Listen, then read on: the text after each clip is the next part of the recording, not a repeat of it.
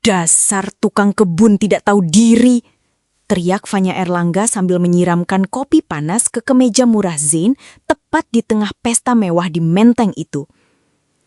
Zain Kusuma hanya berdiri tegak, membiarkan cairan hitam itu merusak pakaiannya, sementara seluruh tamu elit Jakarta tertawa menghina.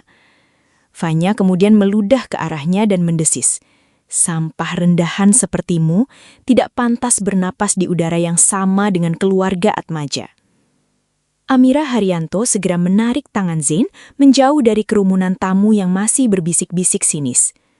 Dengan tisu di tangannya, Amira mencoba membersihkan noda kopi di kemeja Zain. Matanya berkaca-kaca menahan malu sekaligus amarah. Namun Zain hanya diam membisu dengan tatapan yang sulit diartikan. Dia tidak marah, tidak juga terlihat terhina, seolah caci maki barusan hanyalah angin lalu yang tak berarti bagi seorang pria seperti dirinya. "Maafkan Kak Fanya, Zain, dia memang keras kepala," bisik Amira dengan suara bergetar. Belum sempat Zain menjawab, langkah kaki dengan sepatu hak tinggi yang nyaring terdengar mendekat.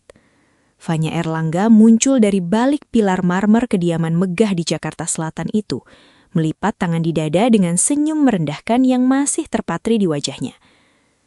"Sudahlah Amira, jangan buang-buang tisu mahal itu untuk kemeja murahan yang harganya bahkan tidak sampai 100.000, celetuk Fanya dengan nada ketus. "Bawa dia masuk sekarang, Papa sudah menunggu di ruang tengah. Dia ingin melihat seberapa rendah selera laki-laki yang ingin kau jadikan bagian dari keluarga Atmaja." Amira mencoba menguatkan hati Zain dengan menggenggam tangannya erat, membawa pria itu masuk ke ruang tamu utama yang didesain dengan gaya Eropa klasik. Di sana, suasana terasa mencekam.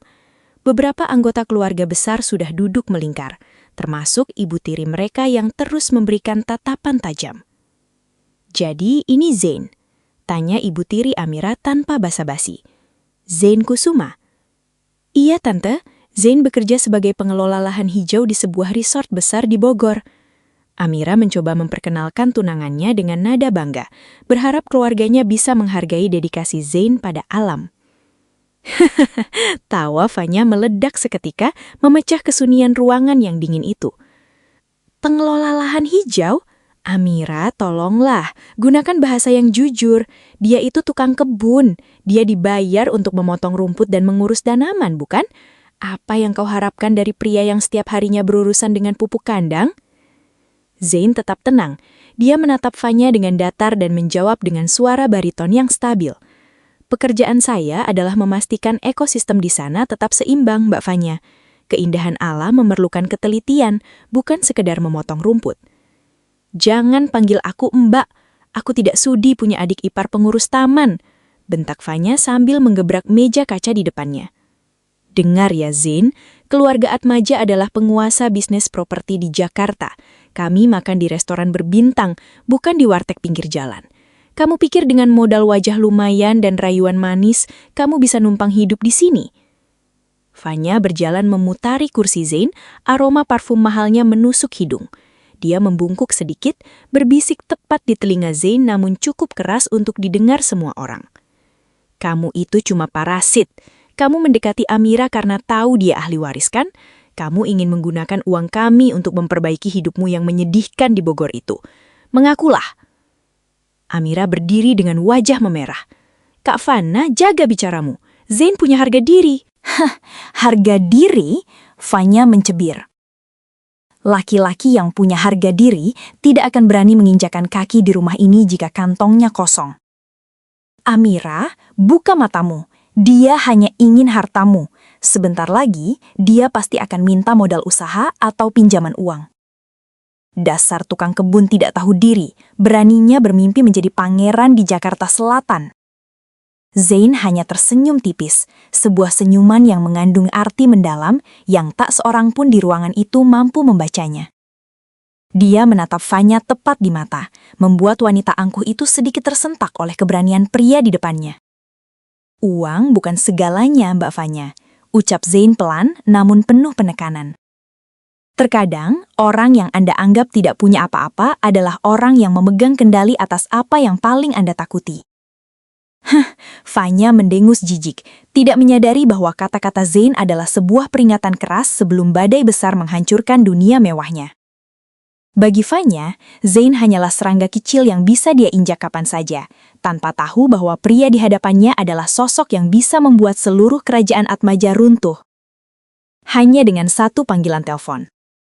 Malam itu, kemilau lampu kristal di ballroom Hotel Bintang 5 kawasan SCBD seolah menegaskan kasta antara mereka yang hadir. Di tengah kepulan asap cerutu mahal dan denting gelas sampahnya, Zain Kusuma tampak seperti noda di atas kain sutra putih. Meskipun sudah mengenakan setelan jas yang dibelikan Amira, aura orang luar tetap melekat padanya karena tatapan menghina yang terus dilemparkan oleh Fanya Erlangga. Fanya berjalan mendekat dengan anggun, memutar-mutar gelas wine di tangannya sambil menatap Zain dengan senyum yang tidak sampai ke mata. Baginya, gala dinner eksklusif ini adalah panggung yang sempurna untuk menendang Zain keluar dari kehidupan keluarga Atmaja selamanya. Dia sudah merencanakan sesuatu yang jauh lebih kejam daripada sekedar siraman kopi.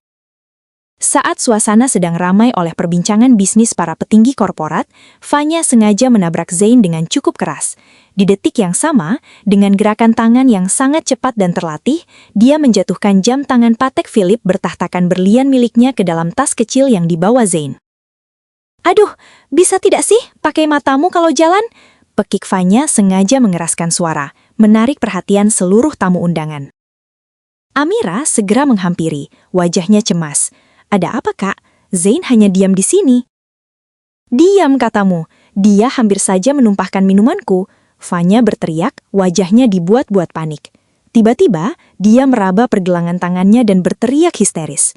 "Jam tanganku! Jam tangan edisi terbatas hadiah dari Papa. Hilang! Mana jam tanganku?" Suasana yang tadinya hangat seketika berubah dingin. Para tamu elit mulai berbisik, membentuk lingkaran kecil di sekitar mereka. Fanya menunjuk hidung Zain dengan telunjuknya yang gemetar karena amarah palsu. "Pasti dia, hanya dia yang berdiri paling dekat denganku tadi. Periksa tasnya sekarang juga," tuntut Fanya. "Kak, itu tidak mungkin. Zain bukan orang seperti itu," bela Amira dengan suara bergetar, namun suaranya tenggelam oleh desakan tamu lain yang mulai terhasut oleh provokasi Fanya. Tanpa menunggu persetujuan, Fanya menyambar tas milik Zain dan membalikannya di atas meja perjamuan. Klak, sebuah benda berkilau jatuh ke atas taplak meja putih, memantulkan cahaya lampu ballroom yang sangat terang. Jam tangan berlian itu tergeletak di sana, seolah menjadi bukti mutlak sebuah kejahatan. "Hah, lihat, dasar maling, tukang kebun tetap saja tukang kebun, mentalnya rendahan," teriak Fanya dengan nada penuh kemenangan. "Amira, lihat pria yang kau puja ini. Dia bukan hanya miskin harta, tapi juga miskin moral. Batalkan pertunangan ini sekarang juga, atau kau akan menanggung malu seumur hidup." Hinaan demi hinaan mulai menghujani Zain dari segala penjuru. Para pengusaha yang tadinya tak acuh, kini menatap Zain dengan jijik seolah melihat hama. Amira terpaku, air matanya jatuh bebas, tidak percaya dengan apa yang dia lihat, namun tak punya kata-kata untuk membela. Zain hanya berdiri diam, tidak ada kepanikan di wajahnya, tidak ada keringat dingin. Dia justru menatap Fanya dengan tatapan yang sangat tajam dan dingin, sebuah tatapan yang membuat bulu kuduk Fanya meremang sesaat. "Kau pikir benda kecil ini bisa membeli harga diriku?" Suara Zain terdengar rendah namun bergema kuat di tengah kericuan. "Masih berani sombong?" Fanya semakin kalap. "Keamanan, seret parasit ini keluar. Jangan biarkan dia mencemari udara di gedung ini lebih lama lagi. Panggil polisi, biar dia membusuk di penjara." Dua petugas keamanan bertubuh besar segera merangsek maju, mencengkram lengan Zain dengan kasar.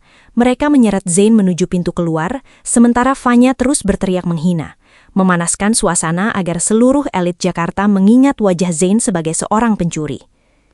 Di ambang pintu, sebelum tubuhnya menghilang dari pandangan, Zain berhenti sejenak. Dia menoleh ke arah Fanya dan tersenyum tipis, sebuah senyuman penuh arti yang menyiratkan bahwa permainan sebenarnya baru saja dimulai. "Mbak Fanya," ucap Zain pelan namun cukup untuk didengar wanita itu. "Keangkuhan adalah awal dari kejatuhan. Pastikan saja kau tidak sujud di kakiku saat seluruh duniamu hancur besok pagi." Fanya tertawa keras, menganggap ucapan itu hanyalah gertakan sampah dari seorang pecundang. Dia tidak menyadari bahwa di saat yang sama, tim legal dari Kusumalen baru saja menyelesaikan dokumen pembatalan investasi untuk Atmaja Group. Hanya tinggal menunggu satu perintah dari pria yang baru saja dia usir dengan hina. Di luar gedung hotel bintang 5 yang megah itu, udara malam Jakarta terasa menusuk tulang. Namun sorot mata Zain Kusuma jauh lebih dingin dari angin malam manapun. Para petugas keamanan melepaskan cengkraman mereka dengan kasar, membiarkan Zain berdiri sendirian di trotoar SCBD, sementara mobil-mobil mewah melintas seolah-olah dia tidak ada. Zain tidak lari, tidak juga merasa malu. Dia perlahan merapikan kerah jasnya yang kusut, lalu mengusap sisa debu di bahunya dengan gerakan yang sangat tenang. Terlalu tenang untuk seseorang yang baru saja dituduh sebagai pencuri. Dari kejauhan, sayup-sayup terdengar suara tawa kemenangan Fanya Erlangga yang menggema di dalam ballroom. Wanita itu merasa berhasil membuang sampah dari hidup adiknya. Namun, Fanya tidak tahu bahwa saat dia sedang merayakan kemenangannya, jarum jam kematian untuk gaya hidup mewahnya baru saja mulai berdetak. Zain merogoh saku celananya, mengeluarkan sebuah ponsel hitam tipis yang sama sekali tidak terlihat murah. Layarnya menyala, menampilkan puluhan panggilan tak terjawab dari nama-nama besar di dunia perbankan internasional. Dengan satu sapuan jari, dia menghubungi sebuah nomor pribadi yang hanya diketahui oleh segelintir orang paling berkuasa di negeri ini.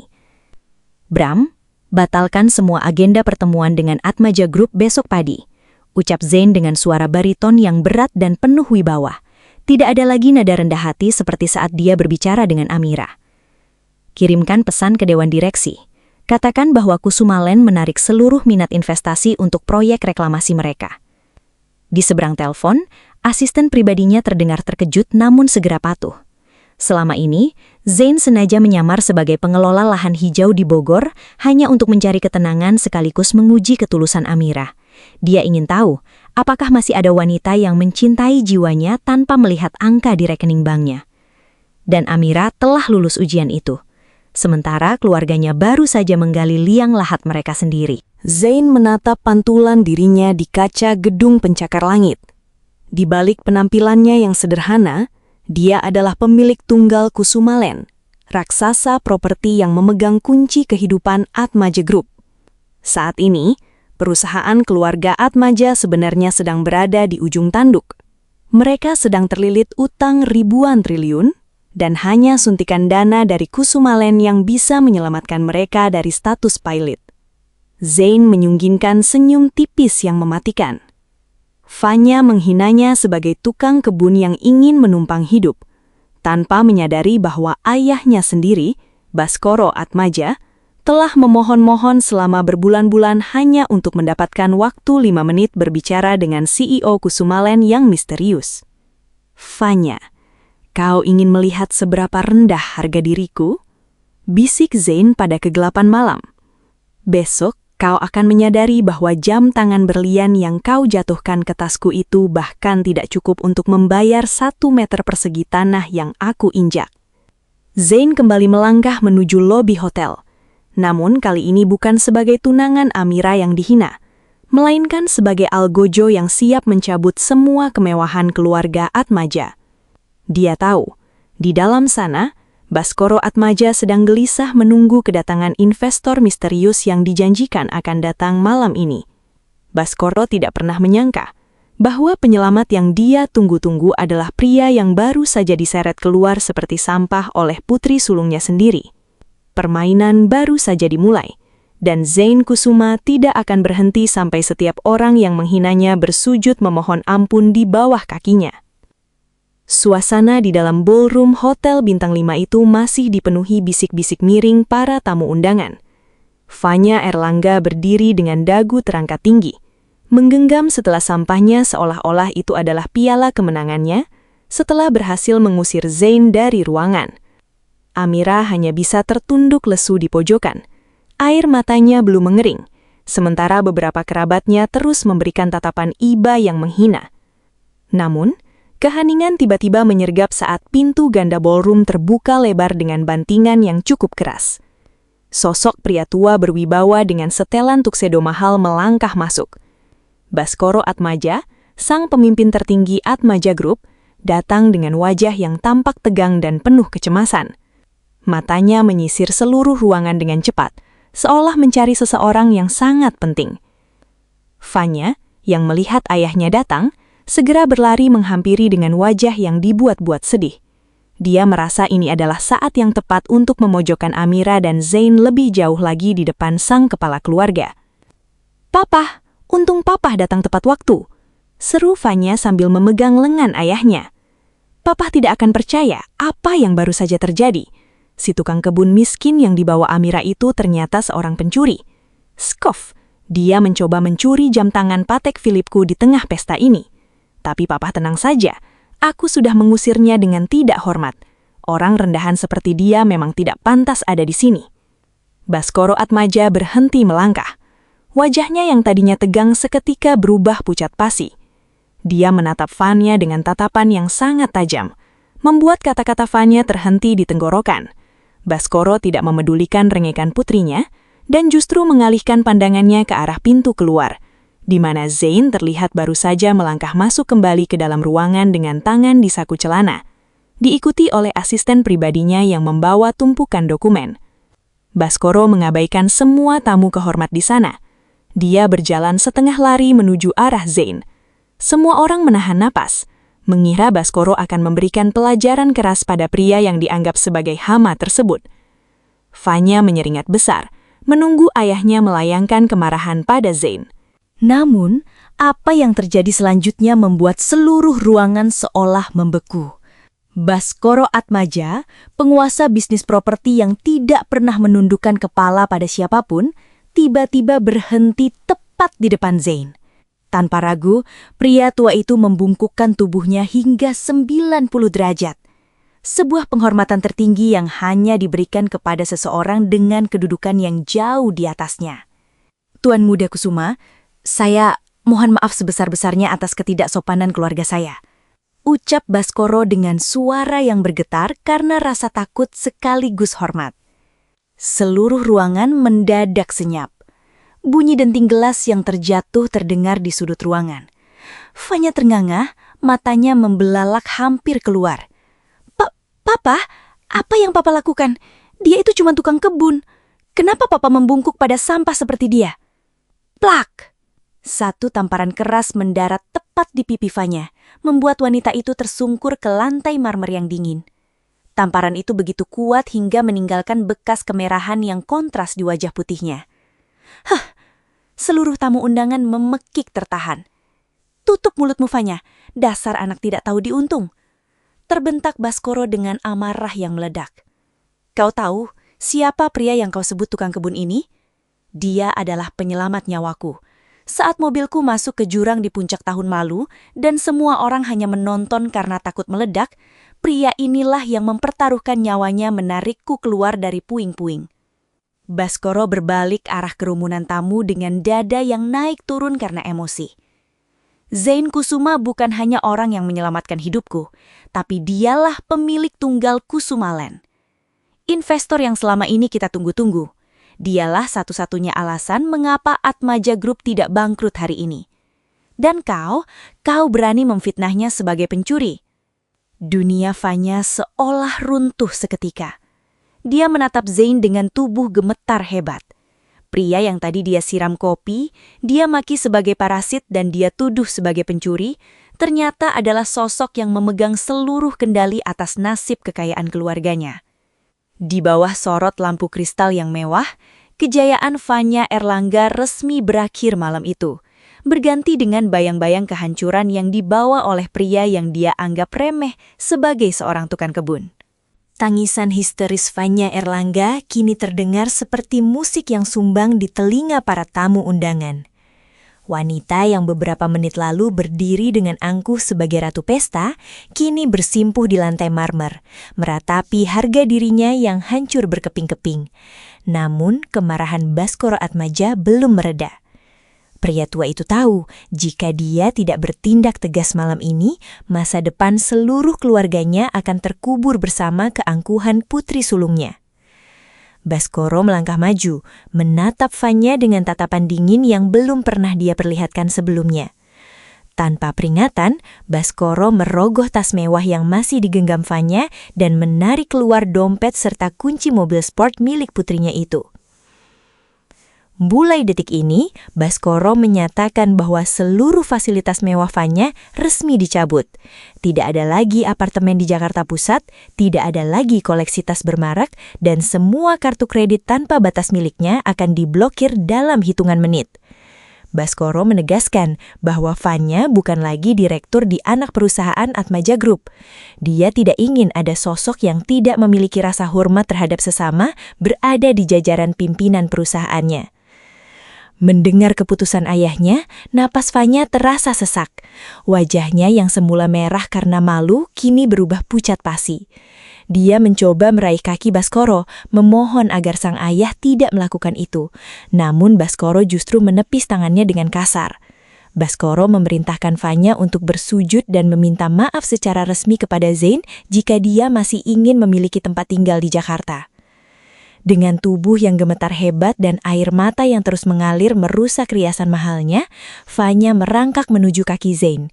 Di depan ratusan pasang mata kaum elit Jakarta, wanita yang selalu memuja kasta itu kini harus bersujud di kaki pria yang dia hina sebagai tukang kebun rendahan. Suaranya terdengar parau dan nyaris tidak keluar saat dia membisikkan kata maaf, mengakui bahwa dialah yang menjebak Zain dengan jam tangan tersebut. Zain Kusuma berdiri tegak, menatap pemandangan di bawah kakinya dengan ekspresi datar. Tidak ada sorot kemenangan yang berlebihan, hanya ada kekecewaan yang mendalam. Zain berucap pelan bahwa dia tidak butuh sujud Fanya karena rasa hormat tidak bisa dipaksakan lewat paksaan, melainkan tumbuh dari budi pekerti. Kata-kata itu terasa lebih tajam daripada tamparan manapun bagi Fanya. Tekanan mental yang begitu hebat, rasa malu yang tak tertahankan, dan kenyataan bahwa dia kini jatuh miskin dalam sekejap membuat pandangan Fanya mulai kabur.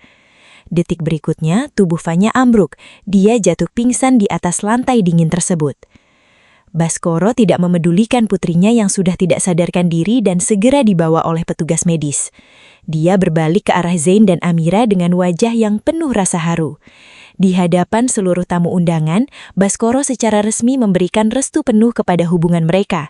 Dia menyatakan bahwa suatu kehormatan besar bagi keluarga Atmaja bisa bersanding dengan pria sehebat Zain, yang tidak hanya memiliki kekuasaan besar di balik nama Kusumalen, tetapi juga memiliki kerendahan hati seorang pahlawan. Amira menatap Zain dengan mata yang berkaca-kaca. Dia tidak pernah peduli apakah Zain seorang tukang kebun atau pemilik perusahaan raksasa.